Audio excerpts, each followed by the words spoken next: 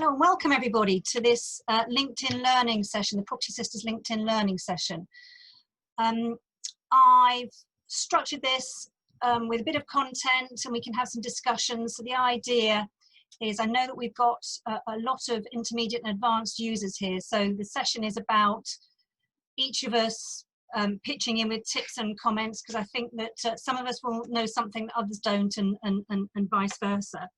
But just background to this session is, when I joined Property Sisters back end of last year, one of the first things I did was set up this Property Sisters LinkedIn pod to support each other in our LinkedIn activities. So I know we've all come together through Instagram, but certainly there's lots of us that use LinkedIn to help our business. And so the idea was to support each other in our business development activities.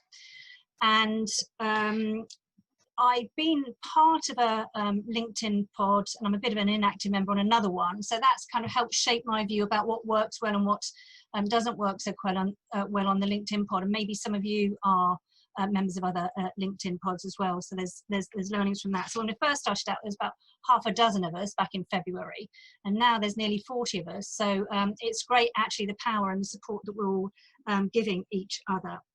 So if I the next 55 minutes or so, the first section is going to be looking at the SSI, the social selling score, looking at what it is, the VCO model and its role that it plays in social selling, in the 4 areas of the logarithm.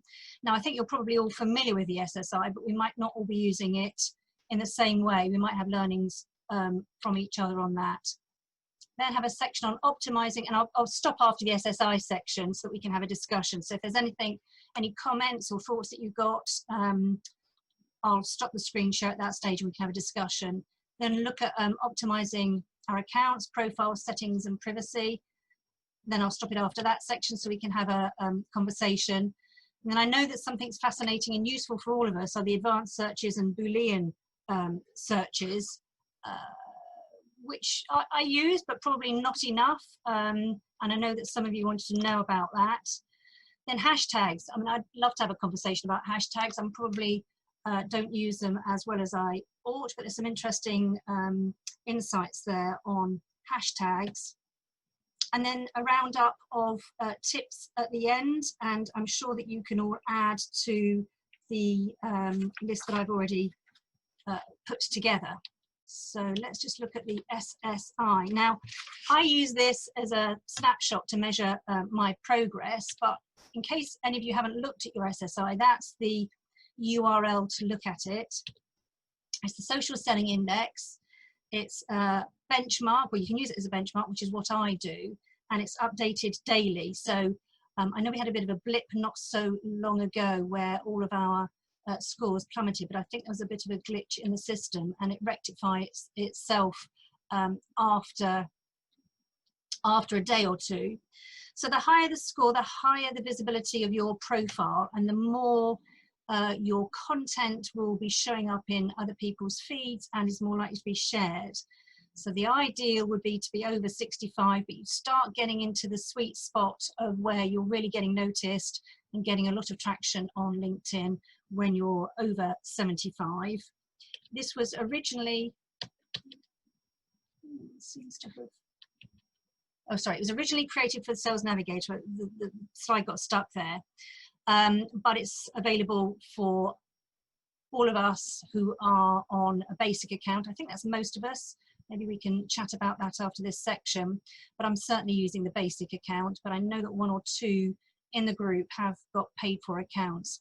But it really does help establish your professional brand. So I mentioned that I use my SSI to benchmark progress. Back in 2018, so that was 2 years ago, I took a snapshot and screenshot my SSI.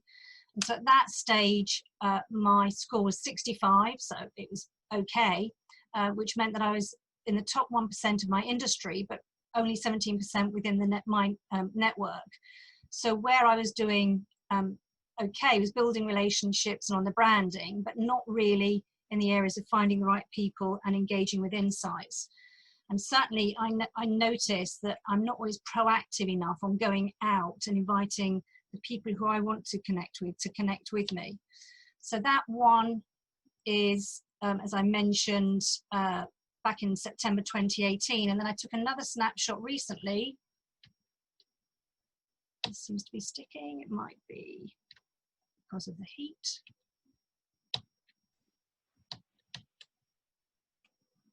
Okay. And this is the one that I took more recently, and my score's gone up. So for me, that shows that the effort put in and the activity that I've been doing is paying dividends and is fruitful, because it has improved my score. And I certainly noticed the difference in terms of interaction with my connections on LinkedIn. So how does this work? Well, we've got the 4 areas. We've got the orange, the purple, the red, and the turquoise of the building relationships. And that all, so it's definitely sticking. So it all dovetails nicely into the VCO formula, which is about creating visibility online and building credibility in order to make opportunities for ourselves. So it fits in with this whole SSI algorithm, because the first arm is the establishing your professional brand. So this is all about making sure your profile is up to date with all the right information and demonstrating that you're a thought leader in your particular niche. So that's about writing meaningful posts as well as articles. Credibility is about finding the right people to link up with, identifying the right prospects, and targeting the right decision-making units, and engaging with those in the right way with the right insights, sharing conversation-worthy updates. So the engaging with insights is as much as putting the right content out there, as well as getting the engagement of your audience. And building relationships, that starts right at the outset, from inviting someone to connect with a personalized message through to the first 1 or 2 exchanges that you might have messaging each other, to carrying it then, that conversation or relationship, offline. So if your SSI score, if you've looked at it recently and it's not quite where you're wanting it to be, or you want to improve, they are the real key levers for improving the score. So that is the first section. So I'll just stop sharing there. Has anyone got anything they want to add there about their SSI, what they've experienced? Hi, Geeta. Does anyone want to unmute themselves? I'll just add, hi, sorry I was late. I think we all had a massive blip on SSI a couple of months ago. Yes. Mine went from 78 to like 59. I'm like, ah! So it's back up to 73, and it's so great that you've tracked it there. Thank you for that, Louise, to say it was this and now it's this 24 months later. I'm nowhere near that analytical, but yeah, I don't track it very regularly, but I did have a look just before this call, and it's back to 73. I think we'll probably talk about this anyway, is the danger is that I think it's a great indicator, and I think it's great to track. I think one of the dangers is that we then, it's like likes and comments, we then get really distracted by that. Well, not really, possibly distracted by that when there's an opportunity around consistency to just say, you don't know who's watching you, that's never liked anything, that's never commented on anything, that hasn't added to the algorithm or the SSI, and then they're like, hey, and we've all got those stories to tell. So yeah, it was just a comment around that really from me. Yeah. Anyone else? I've certainly noticed that my score goes up if I post once a week with a bit of interaction. My score maybe edges down a couple of points in the SSI score, but when I'm posting twice a week and getting regular interaction, it sort of stays up about that. So I have noticed it, you know, with the interval. So I suspect if posting 3 times a week, that might increase it a bit more, but it's a question of fitting it in around business and doing all of the other things that we're doing. I don't know if anybody else noticed, those of us that regularly do our Wednesday posts, for the first, well, up until recently, I would trend off the back of whatever I posted on the Wednesday. But I haven't the last couple of weeks. And I just wondered if I wonder if they've now noticed our group. And so because normally we'd send on the weekend, say, oh, I'm trending. And I noticed that nobody else had either. So I wondered I don't know if we can mix up who comments on what, or is that just going to get too complicated? I agree with you, Kim. I've not had a trending post for a couple of weeks also, and also I've had my numbers have dropped massively, but I'm not worried about it. I'm just going to keep posting. I think that we just have to ignore the logarithm. I mean, take it with a pinch of salt. I think it's there because it's there to encourage us to use their platform. But if we're getting the right responses and we're getting things for our companies and inbound inquiries, that's fine. But it is good also to notice what's working and what's not working so well. And I think Louise is going to talk about hashtags later. I think they make all the difference. Yeah, so maybe we can revisit that, Kim, just at the last section when it comes onto hashtags. Shall I move on to the next section, because we might want to sort of do a bit of a roundup at the end, if rather than Louise. Yeah. Can I just ask one question? You talked a lot about the posting of articles and stuff like that in terms of personal brand. One of the things that, and you know, to the others' points as well, I've noticed that, you know, I had trending posts regularly, but then it stopped about 2 weeks ago. So that's one thing. But what I've also done is I've changed the post because I wanted to test different things. So when you're actually looking at your profile and your personal brand, does it need to be relevant to what you're doing, or can the articles be different? Do you see what I mean? Yeah. Does that have an impact in terms of, do you know if it has an impact in terms of what's being pushed out there?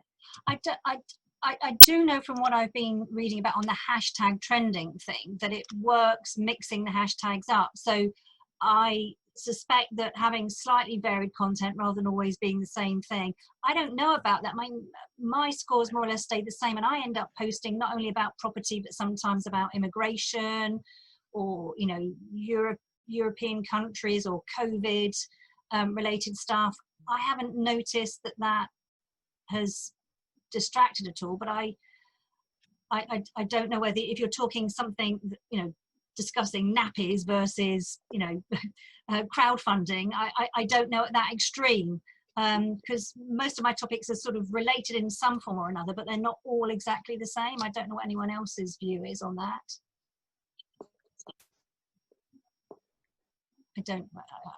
So hi, this is Hannah. Oh, hi. This is my very first time joining this call. Hi, this is my very first time joining this call, and this is all very new to me. I didn't even know this thing existed. So I'm interested in really understanding a little bit more about how does this actually work? And I know you've mentioned it a little bit, but if I click on the link that you showed earlier, would that then give me my score? Is that how it works? Is that step one, or do I need to do something else first? No. You use that URL. I don't know about clicking on it, but you need to copy it into your your browser bar. And then And then if I were you, I would take a screenshot, so you've got a snapshot in time, so you can see in a couple of months' time whether that's working or not. Okay. And in terms of the definition of what's working, is that measured in terms of engagement, or is that people in terms of looking at your profile, or the number of people that are reaching out to connect with you? What do you define as engagement?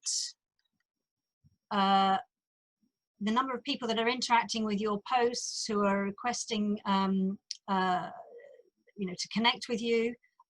If you take a bit of a further look at the SSI, because I've covered a number of the dimensions in the previous slide. Is that enough, Hannah? Because I think, sorry, it's you can't see me because I'm at my mum's, but so I'm sort of half on and half off. So I apologise for that. So maybe that's why my question may not be so relevant. But I'll go back and have a look at the link, and perhaps I can reach out to you if I'm still unclear. Would that be something I can do? Or maybe I'll post in the WhatsApp group. The point of having this Zoom call, there are a number of queries over the months in the WhatsApp call that we couldn't really sort out from the WhatsApp group. It's much better to have a discussion. So if I move on to the next section, and then if there's stuff that's still outstanding at the very end, because otherwise I know some people have got to go. within the hour. We've got another few sections to get through. Is that all right, Hannah? Absolutely. I appreciate you All right. asking my question. Thank you. All right, thank you. Let me just go back then to the next part. If this keeps sticking. Okay, so moving on to optimizing account profile, just a reminder that the headline, the words that are after your name is the headline, and you have 120 characters to showcase your personality and what you do in that. But it's interesting to note that if you create that within your iPhone, you get more characters that you can use, which could be keywords, your industry specialism, the value that you bring, the benefits that you bring. But if you then go back and edit your headline back on your laptop or your PC, having originated it in your iPhone, you then move back to 120 characters again. So if you want more characters to describe yourself, suggest you create that within your iPhone. The About section is 2,000 characters. That includes punctuation, and that should cover who you are, what you do, the benefits that you deliver, and how to contact you. First degree connections can see your email address. You can't put contact details in your headline because that contravenes LinkedIn policy. So across the top at the background there, this top bit here is the banner area where you can really maximize creating a story about yourself, about your company, maybe put some links in there, images, messages. That'd be interesting to know whether other people have found this, but the call to action, and the logos, in the past, this has appeared differently on an iPhone versus on the laptop. In the past, this lozenge image tended to sort of sit in the middle, but I've just checked it and it seems to still stay in the same place. I suppose the message here is whatever you create, make sure that it works fine on your iPhone as well as it does on the laptop. Interestingly, actually, I've not used this much before, but in the More section here, you can save your profile to PDF, which actually creates like a CV for yourself, and it actually looks quite slick. So that's one way of making sure your profile is up to date if you want to use it as your CV. There are also options there about recently added about giving people guidance on how to pronounce your name. Now, I don't have an issue with pronunciation of my name, but I know that Amy, you've mentioned before that maybe Carolina Adamczyk might do, and I can't remember whereabouts is it, Amy, that you find that, because I did get it as an option and then I can't remember where it is now. It's literally right next to your name, so it'll come up as a little voice projection on your mobile as well, and you just click on there, you record your name, you can have a little message, it gives you a few seconds, so you can be quite flexible on what you've done. You can be a bit quirky if that's your thing and say my name is whatever, but yeah, it's really easy. Okay, lovely. This is a huge issue for me because at GAR everyone just freaks out when they see my name because the H throws everybody off. It's quite phonetic, it's ACGAR, but as soon as they see the H they're like, ah, how do you pronounce it? So have you used that then, Joe? I didn't know it was a thing, so I'm definitely going to. Yeah, that's great. And then for others who are serving international markets, you can actually, in the profile section, create your profile in a different language as well, so that you keep both profiles in English, and you choose which is your preferred one, but it doesn't automatically translate it for you, but it does save it in a different language. So that's another little option there. Right, now another thing, so this isn't meant to be a basic thing on how to set up your account and your profile and all the rest of it, but there are some things that not everybody is necessarily using. So this whole featured section here is an area that not everybody uses. So you can put video, PDFs, the whole works in there to really showcase what you're about and your company's about. And I use that to showcase national coverage that I've got for Property Venture. So this is a Sunday Times article, so I've featured that there. I've got other Times articles where I've been quoted for my commentary on the property market in continental Europe and the UK. And I also brought in my client testimonials from my website on there. The whole point with your profile is to get to this dizzy status of all-star status. I don't think mine is switched on, but that's when you've got absolutely everything right in your profile. And this is private to you, so not everybody else can see it, but here you can see what search appearances you've ended up in, how many post views you've had, who's viewed your profile. Has anybody got their all-star status switched on? I'm assuming it all goes blocked out in color rather than just being empty there. Has anyone got their all-star status? No. No? Yeah, I've got mine. I don't. Who's that, Michelle? No. Yes, it is, Louise. How you doing? Yeah, sorry, did you say yours is on? No, mine's off. How would I put that on? No, you have to go through a whole series of steps and making sure everything in your profile is done. So yeah, I've got some gaps there as well. Louise, I think mine's done. Yeah, mine is as well. So is yours appearing blocked, like dark grey or something? You know what, I don't, but I'm fairly sure mine's active. Okay, all right, so it must change colour. Mine looks the same, Louise, as yours, but it says that when I click on it, it says that I've achieved it. Oh, okay. It's still grey. Yeah, same as mine. Okay, so maybe we have got all-star status and we don't realise we don't realise it. Now there's some other interesting add-ons here that some of you might not know about. Now I've just chosen this one here, it's like view personality. Has anybody used Crystal Knows before? I mean, Geeta might know a bit more about this with all of her profiling stuff. So let me just show you what that looks like. So it's an add-on. You can use it for free to begin with, and then you have to pay for it. So it's something that's interesting if you're really seriously into business development. So this is a repeat from the previous slide. So this is my profile with a view personality. So when you click on that, when you're on someone's profile, it gives you some guidance on what their character and personality are like and what you can be doing to best approach that person. So it says that I like persuading others, and I avoid institutional authority.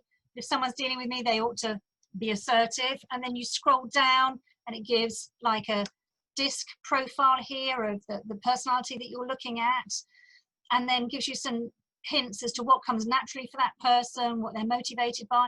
So if you've got some key people you want to approach, something like this might be useful. But it'd be interesting for me to hear what Geeta thinks about this just at the end of this section, because I know that she does lots of profiling and the rest of it as to whether it's worth it. So you get 10 free profiles, and then you have to start paying for it. It's about $29 a month, I think, for that. So there are some interesting add-ons that you can get, and that is a Google Chrome add-in.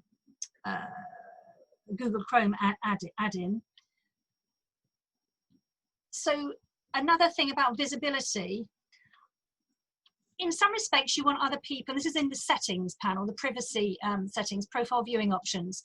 So on the whole, I've got my full profile showing, and that's interesting if you want someone to know that you've been and visited their profile and you're taking an interest in what they're doing. That's great.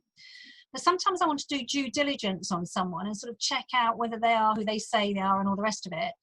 And in that instance, I would then go into anonymous LinkedIn member mode, because I don't really want them to see, because I might visit their profile 2 or 3 times in a day or over a couple of days.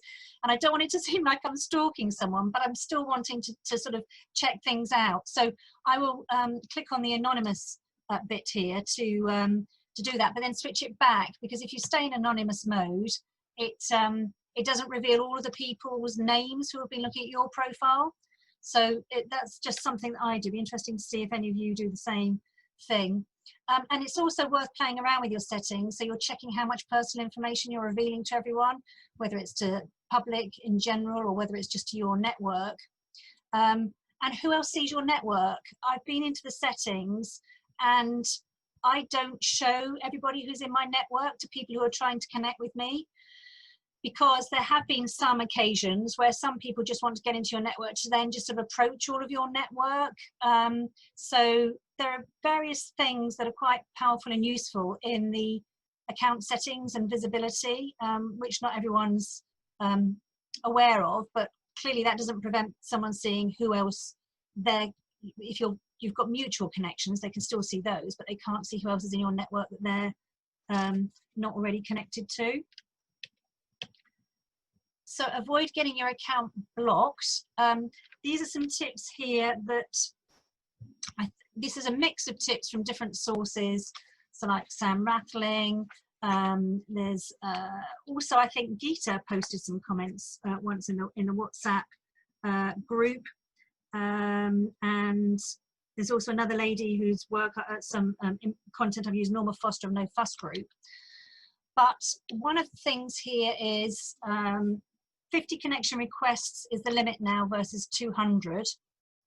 So if you are sending out more than that, you're likely or susceptible to your account being blocked. A good practice is when you're asking someone to connect that you send them a tailored message the first time around, and you've got 295 characters to create that first message. And then the other thing is about regularly withdrawing invite requests. Now here on the screen, these are invitations that I've sent out, and these are a few of the more recent ones. So you shouldn't have more than 50 requests, less, more than 1 month old, but definitely not more than 1,000 requests. So the idea is to sort of regularly do your housekeeping and go through your sent requests. The oldest ones are not on the top, they're the most recent ones. So it means going back through them all and just making sure that you are keeping, you know, that if someone hasn't responded within 3 months, they're not likely to respond. But you can, if you here withdraw that request with this button here, you can invite them again after 3 weeks, but it's probably not a good idea to do it if you want to still wait another few weeks, because you can't make that connection request for 3 weeks. And then it's a good idea to avoid banned tools or plugins like Linked Helper, which automates a lot of the messaging and auto-responding, and LinkedIn HubSpot connection. So that is the end of that section on profile and account settings. So let me just stop the screen share again there. So I don't know, is Geeta still with us? Whether Geeta, have you got a view on that plugin, the Crystal Nose that uses the disc profiling? Are you familiar with it? Yeah, I mean, I looked at it. I haven't used it, but it's what I do for a living. So I do that. I would recommend it is the short version of that, unless you do what I do for a living and literally profile people. And Amy, probably you do a little bit, like you really understand, you know, what we do is understand the brain. So when I look at someone's profile before I speak to a potential client, I'm doing all of that work. But DISC is a very good, who's familiar with DISC actually, just by a show of hands, as a profiling tool?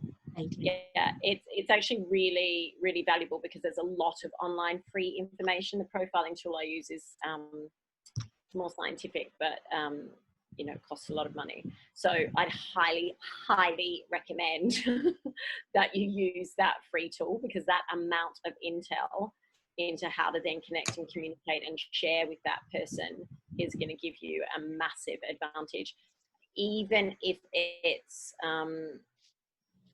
how you craft the initial connection with them. I don't know how much you can see with Crystal Nose, Louise, you'd be able to say if you haven't already connected with them. But it's so valuable. The more you can understand them, meet them where they're at is one of my core communication skills tips. Go to where they are at. Do unto others as they would have done unto them, not as you would have done unto yourself. Because then you can start to even get a profile of your ideal client, and then you can start to, on a macro level, morph your content. Are they big thinkers? Are they future oriented? Are they risk takers? Are they detailed? Are they logical? Are they rational? So you can, for anyone that's done any work around your ideal client avatar, then that's going to build into that profile for you. Yeah, so it's useful to have, but you only get 10 free ones. So you've got to be quite serious. It's going to, I don't know, $29 or whatever it is a month if you're going to be serious about prospecting, or maybe you have a chunk of time that you use it. So I think, yeah. Any other add-ons anyone's used of any use at all with LinkedIn, or plugins or anything else to add on that section? Has anyone used Duck Soup? Well, I've heard of it, but not, no. So I haven't actually used it myself, but the two boys I do the podcast with have been using this to kind of approach clients. And as far as I understand, it's a direct messaging service so that you set up timed messages from the initial connection. I think the problem with it is, I don't think they're going to recommend it to other people in their networks because it is incredibly machine consuming. It seems to take a huge amount of energy. So it's you know, it's constantly working in the background and it slows all your applications down. Okay. So, but I think it has a really, really good marketing team, this product. So I think it gets sold very well. But the experience I've had from Matt and Niall is that they're not getting the responses they had anticipated, and it's also just incredibly machine consuming. So it was just something worth mentioning. Oh, okay, yeah. I mean, I'm not familiar. I don't know whether there's a list somewhere, just sort of Google and making sure that I'm assuming it's all acceptable by LinkedIn because it's not one of the banned plugins or tools. That I don't know, actually. Yeah. Yeah. I have heard of it, so that's interesting. Anything else from anyone else on that section? Profile.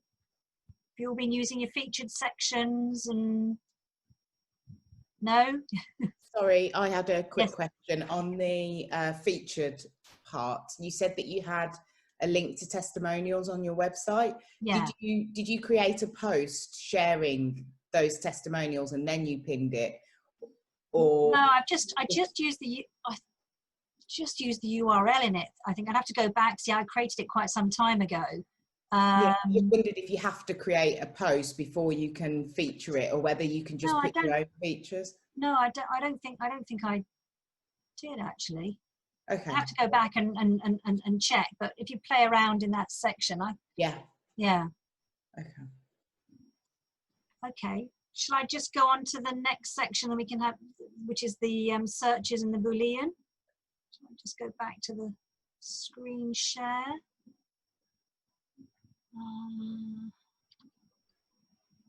While you're doing that, can I just add a little bit of trivia into the DISC profile for anyone that's going to look at it? The guy who created the foundations that that's built on, he was a professor and he worked really closely with his wife.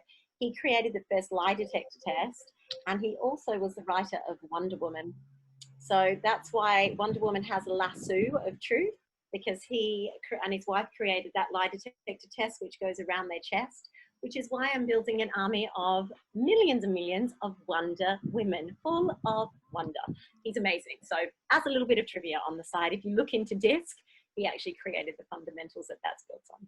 Wow. Okay, so looking now at the advanced searches and Boolean, this is just a basic search with no filter. So I just put in a search on financial advisors and got over a million results. But if you click on this all filters section here, and then just use this section of all the filters, and I've just used 3 second connections, which narrows things down quite a bit. Specific location with London and the financial services industry. It narrows the results down to 1,600, which makes it a bit more of a manageable quantity. And then there is also the ability to save any of those searches. So here, create the search alert. You can actually save up to 3 searches if you're on a basic account, and you get to choose how regularly you get the alerts coming through, weekly or via email. So what that means is if you've then got new people entering your network who are financial advisors based in London, then you'll get alerted to these new people in your network. So you don't have to start from scratch again, you're just topping up your search. So the basic account gives you those 3 save searches. I know on premium accounts and Sales Navigator, you can, it's pretty limitless on the number of searches, but I've got a basic account, so that's limited for me. So now the more sophisticated search is using Boolean to improve your results. So Boolean is like Google uses, but within LinkedIn, but it uses some slight different keywords or operators. So the main ones, 5 key operators are or and not, which have to be in capital letters. quotation marks and brackets. So the or is looking at options where only one match is important. So if you look at a director or an owner of a company, and is important when you're trying to sort of clarify what you're looking for. So if you're looking at a landlord and property investment, you need to use the and so that you don't get pub landlords. And then the property investment, because it's a term that you want to be used together, you've got the inverted quotation marks. Not is the exclusion. So if you want to make sure you don't get pub landlords, you include not in capitals pub. So that's not the same when you're doing Boolean searches on Google. That's one of the slight differences on the LinkedIn Boolean search. And brackets are so that phrases are kept intact. So if you're looking for a managing director, I've got the quotation marks around there, but you might want managing director within a longer search, and you'd use the brackets there to keep all of that intact. So that is the end. Oh, so the clause in the brackets is prioritized. Sorry, that was the thing about the brackets. So if you're doing a long search, it's prioritized on the brackets.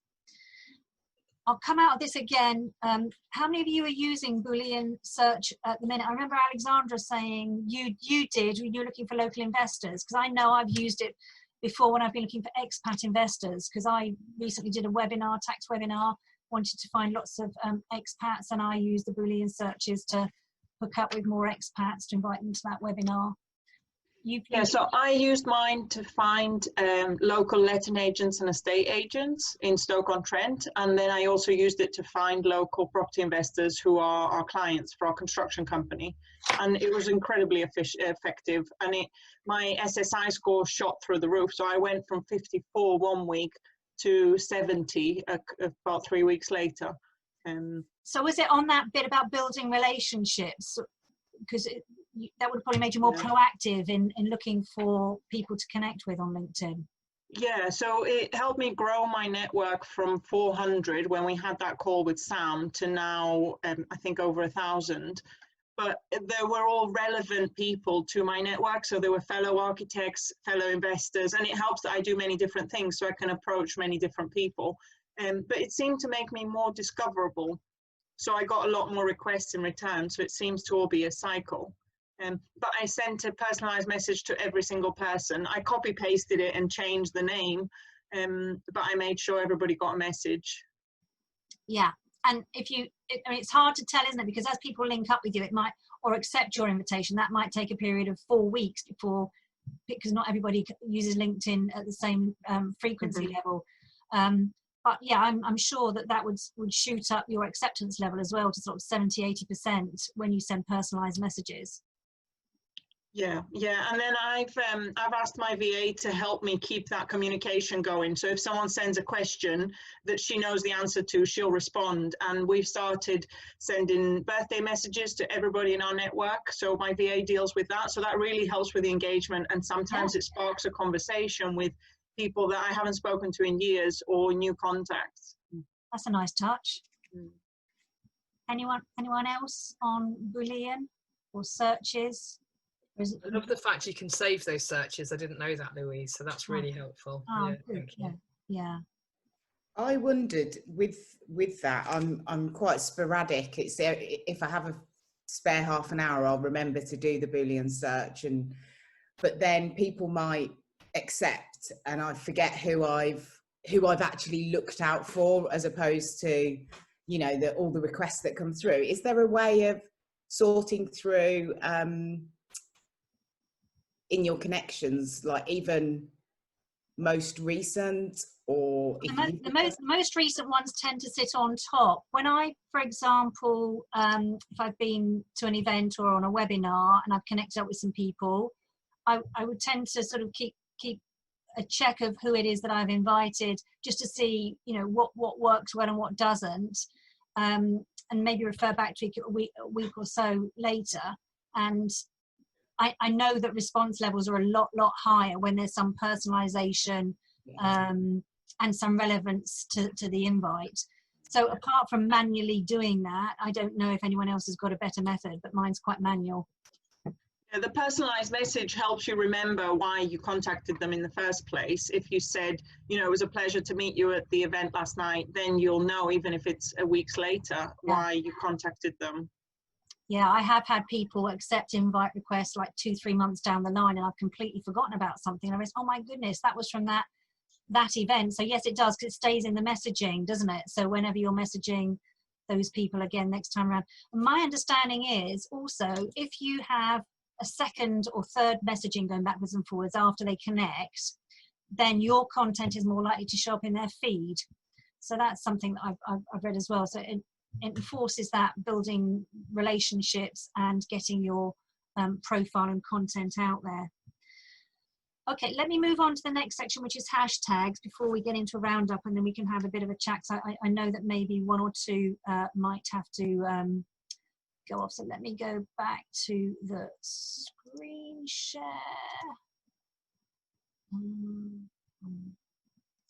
Slide. What are we on there? Oh, here, so hashtags. So hashtags, if you look on the left hand side here, does show all the hashtags that you're following. So if you click on it and follow through, you get all of the hashtags that you're following, showing, you know, the numbers who are following those hashtags. If you don't use hashtags in any of your posts or articles, apparently your article or post has 50% less impact. There's some research done analysing 3,000 LinkedIn posts by Richard van der Bloom. So he's shared by Andy Foote. The source will come up at the end. And him analysing 3,000 posts has come up with this. The ideal number of hashtags, well, this is where I've fallen foul in the past and used sort of 7 or 8. Apparently 3 is the magic number. It's quite nice if you create one of your own. I haven't yet thought of mine, but I know that Sam Rathling has or Sam, I don't know whether anyone else has created their own, but it increases profile and saliency for you and your brand. I vary them. I kind of follow the Instagram philosophy of hashtags. I like to use some hashtags that have bigger followings and some that have smaller followings, because then if you're following a hashtag that has 2,000 or 3,000 following it, you're more likely to show up or trend in that because you'll be maybe a bigger LinkedIn profile in a slightly smaller pond. But if you're following something that's got 100,000 followers, you're less likely to show up in that. So I find that the Instagram philosophy works there, having different follower sizes. But interestingly, it looks as though LinkedIn is trying to push a lot more of us to use our business pages than personal, because whenever I see a trending hashtag in my activity feed, it's always suggesting that I go and interact with that post with my company Property Venture rather than me personally, Louise Reynolds. So I suspect that some of you have been finding that. But if anyone has any tips on why I'm not seeing when my hashtags trend, that would be really useful, because I've gone into my settings to see if that's preventing me seeing them. I follow all the hashtags that I use, because someone else has suggested if you don't follow the hashtags, then you're not going to see if you trend. But I still, and I have had trending posts because I've had someone else see it in their feed and send it to me. So, and then this is the research here. There was 3,000 LinkedIn posts researched by Richard van der Bloom in the Netherlands and shared by Andy Foote, who's got quite a high profile on LinkedIn. Just a sample of some of the hashtags that are popular, very generic ones, and in 2019 ones that have got millions of followers, so lots on feminism, professional women, and interestingly, you shouldn't use any spacing or punctuation in between the hashtags. If you use capitals, it just helps with the readability of it, but it doesn't affect, but there shouldn't be any spacing between professional women, but the capital helps distinguish between the words. So that's my input on hashtags before we come to the top tips.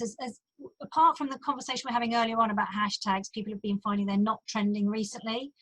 Has anyone else, presumably you all see when you have put a post that's trending in your activity feed? Is that where you see it? Joe, that's correct. Yeah. Because not that I've been trending an awful lot, but the fewer I have had, I just don't see it. So it's a real puzzle to me. And I know there's someone else in the group as well who has the same issue. I think it's interesting because if you search into the hashtag, you can see that yours are, you can order them by recent or top. And so in some of the hashtags, I'll be at the top or near the top of it, but it won't be telling me that I'm trending. So I don't know what they count, you know, how they define trending, how it works. It'd be really interesting to understand that, wouldn't it? Yeah, I don't. I have asked a question of a number of LinkedIn experts, and they're puzzled by it as well. So I don't. But I think that, Lisa, you have a similar approach to me, unless anyone has a better way.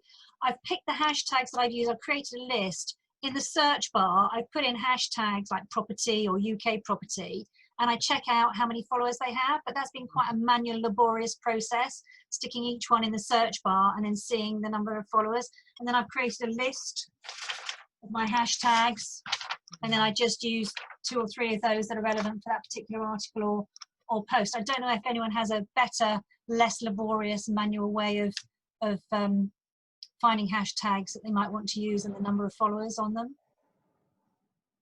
I mean, I've done the same as you. To generate hashtags. Oh, sorry. You can definitely, there are apps where you can generate hashtags and then have a look at you know, how many. I used to use them for Instagram, so you can use the same tool, whether it's Instagram or LinkedIn, and then just go in and have a look at that hashtag. Okay. Then you don't have to do all the thinking about it. If you know, if I was to put, you know, women empowering women or executive coaching or, you know, mindset, then it comes up with top 10 associated with that. Yeah. And Geeta, are you on the basic account or are you on? No, I have Sales Navigator. And how? Oh, you have Sales Navigator still now? Yeah, I have that. Yeah. And how do you find using that? Because I understand that is if you're paying for anything, that's a much better account to have than just the standard professional one.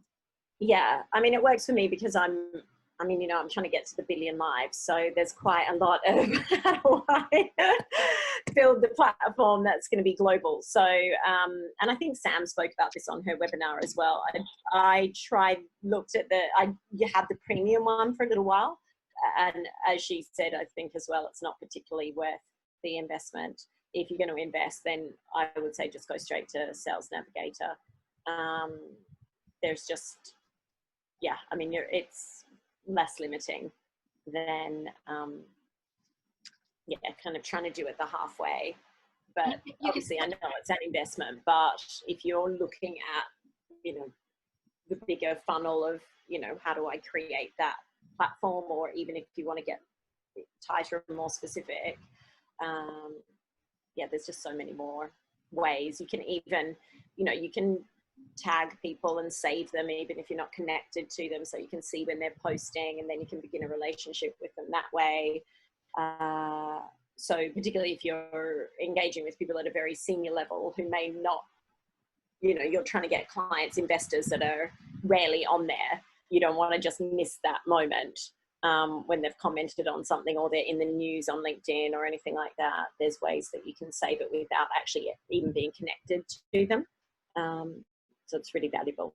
So you're using it in terms of tagging and segmentation, and then also for the searches and all the saved searches. Do you use it for that to promote? Yeah, I mean, it's good we're having this call because my assistant my EA is really in charge of that in terms of the searches and things like that. And we haven't had a conversation about it recently to say, how can we level it up? So yeah, I will come back to you when I go back in and say, actually, how can we better use it now?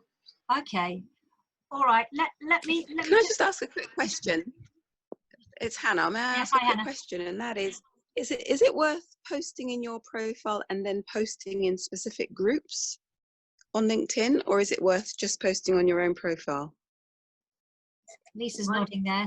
I found really good reach recently by and found a whole load of new people by just posting some of the articles I wrote a few weeks ago, posting them randomly into a couple of property groups. I've kind of had really good interaction with. There's a couple that have got quite high. There's one with 19,000, one with 30,000 members I found, and I just thought I'd give it a go. And I've had, one had really good response and one flopped. Whether that was to do with time, the group, I don't know. But the one that did well led to quite a lot of new connections and quite a lot of new interests. So Yeah, I think certainly on a lot of the property groups, people sort of switch off because there's lots of people trying to sell stuff. And I think there's less management on the LinkedIn groups than there is on some of the Facebook groups. So I think that I mean, it's good that you increased your engagement, Lisa, but I think that sometimes that's a long burn activity, isn't it? Because you've got to suddenly, amongst that big group, get yourself established and known, and not go straight in with a sales pitch that it's getting your message known and what you're doing.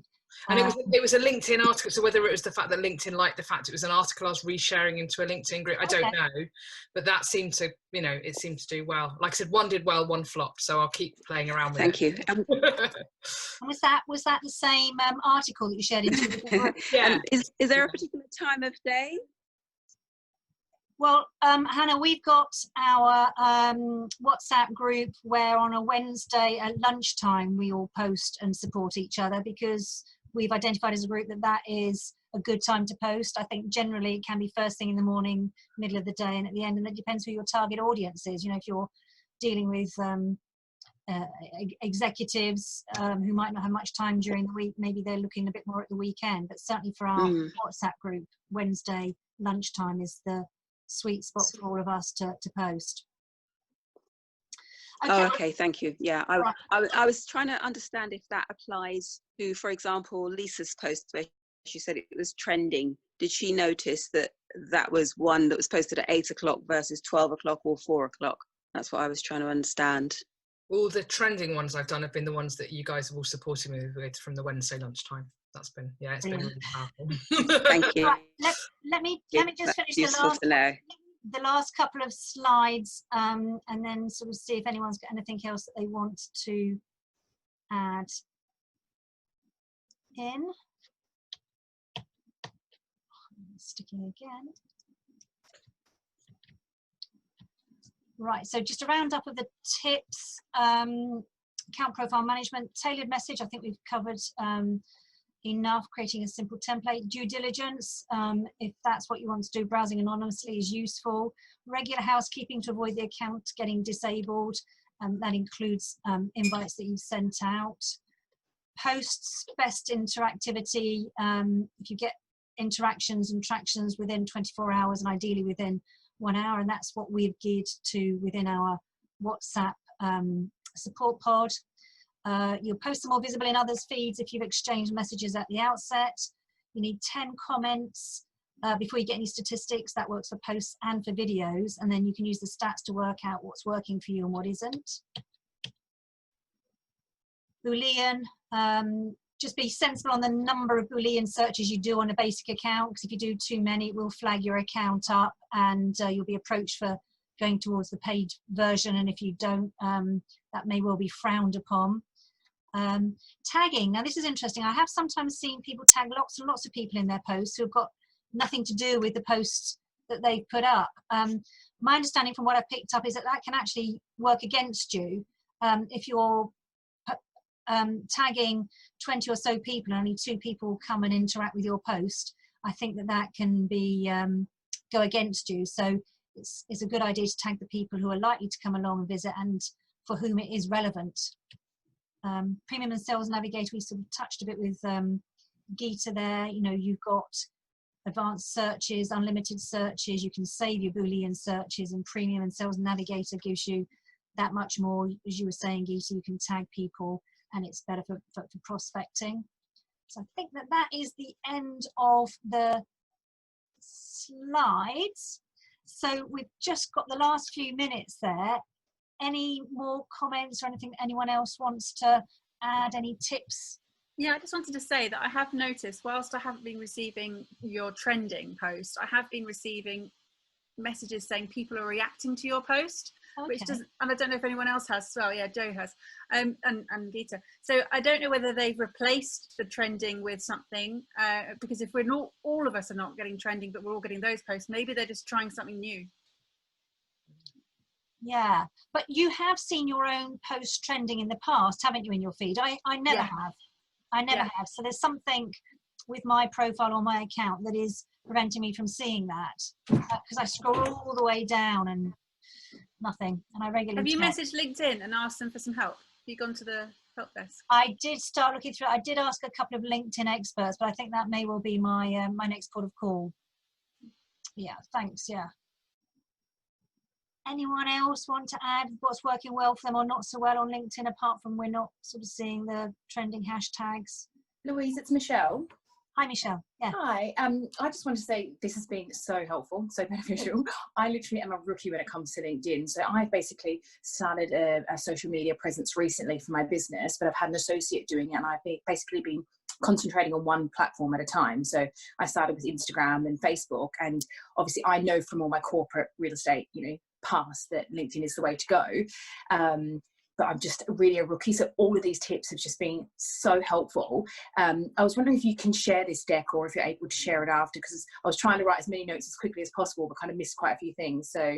Okay, well, I think that this recording will go onto the Property Sisters YouTube, Perfect. right? So you can see it again there. So yeah. Amazing, amazing. Thank you so much. Been very helpful. Quality control. Yes. Thanks, Louise. One tip that I'd add, because I know some of you are trying to build your links, and when you connect with someone, you probably already know this, but underneath it will give you either who they're connected to, so you can kind of look through and then send a personalized invite to them. Also, when someone wants to connect with you, then that all comes underneath as well. They used to, and I haven't really done a lot of outreach recently, but they used to also have a whole thing when you logged in to say that people that you might want to connect with, and it was such a good way. Right, they've still got that. Okay. Yes. Yeah. But when you connect with someone, I used to make the mistake of just saying yes to accepting them, and then going through the list of people and saying yes, yes, yes. But actually, if you do it in a full screen, it says yes, and then it says people that they're connected to that you might want to connect to. Yeah. So it's a really great way of not having to search, of just saying other people like this are. And I think they've added something new, which is people also search for or something, which comes up on the right. Yeah. Anyway, there's lots of ways to be more proactive about seeing who's already connected through, so that you're not having to do all of the searching cold. Yeah, and that's an interesting point. And also sometimes when you go to someone's profile, it doesn't give you an option of connecting, even though you're not connected. So if you press on the was it 3 or 4 dots, it gives a drop down menu, and there you can sometimes connect, because sometimes it just gives you an option of following, and it may well be that they've reached their maximum limit, but sometimes it's just the way they've got their settings. So if you click on the dots, you can then connect and send a personalized message. So that's another interesting thought as well. Sorry, I haven't been following the chat. Have people put anything in there? Oh yeah, I was wondering if there were any questions in there. Question, everybody. Lovely to see you all. I've been doing the hashtags similar to the way I do on Insta. I'm putting about a dozen on. So have I been completely doing it wrong? I think the ideal is 3. You shouldn't really be using more than 3, and that definitely makes a lot of sense now, because I've seen other people only do 3, and I'm thinking, why are they not doing more, just like Instagram? Yeah, no, I think it is. So I think that the philosophy in terms of mixing up the hashtags in terms of different size followings, like several thousand to bigger ones, works, but it just isn't the same. That's fine. Yeah. I mean, one less hassle. I think that's where I was going wrong as well. I was using quite a few to begin with, and then I've started to reduce it down. So I noticed that, I think Lisa had said that she was trending on something. I think you'd only use 2 or 3 hashtags, and that's what got me thinking as well. And then I have read since then that the ideal number is 3, and that was in the slides as well. Brilliant. Right. And I've been playing around with adding more hashtags in, and I've not been getting the same response on the trending thing. So whether that is why, I don't, or whether it's the same fact that everyone else is having, who knows. Great. Thank you again, Louise. Oh, you're welcome. So yeah, I'm conscious we have just now gone past 4 o'clock. So thank you ever so much for joining. It's been lovely to see you all. So I'm hoping that we've all taken something away from today, and see if this is up on YouTube or not. All right. It's brilliant. Thank you so much. Louise, thank you. Thanks Thank you, Louise. Bye.